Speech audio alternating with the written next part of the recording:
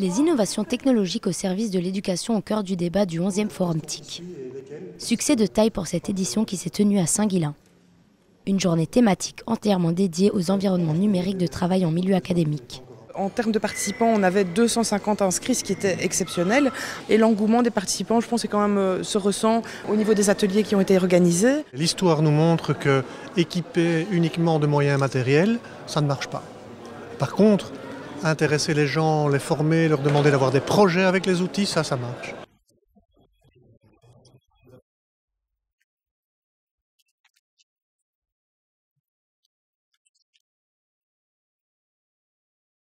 C'est vrai qu'il est parfois difficile de faire comprendre ou d'expliquer à un enseignant que dans ces outils, tous les cours peuvent y être représentés. C'est-à-dire que aussi bien des cours de gymnastique, de poterie, dans le secteur artistique, paramédical, peuvent être numérisés, peuvent être conditionnés par des parcours pédagogiques.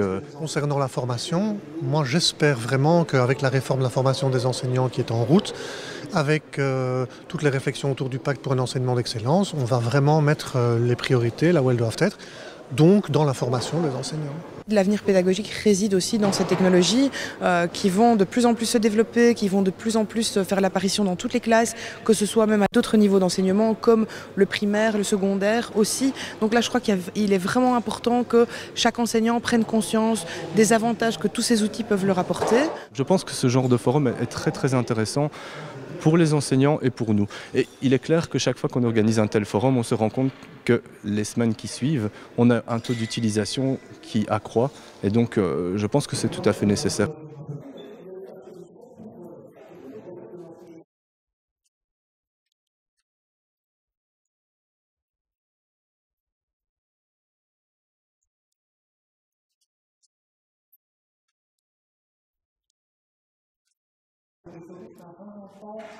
Le prof, son rôle à lui, c'est de créer aussi cette envie et cette dynamique chez l'étudiant, d'apprendre la matière, de pouvoir aussi à un moment la mettre en pratique, en application. Et donc là, c'est, je pense, important de diversifier un peu ces pratiques d'enseignement. Il ne faut pas oublier aussi que ce n'est pas quelque chose qui remplace l'enseignant, ce qui fait parfois un peu peur. C'est quelque chose qui est complémentaire. On a des élèves qui ne vont pas avoir le temps, qui vont être stressés de poser une question à leur enseignant en classe.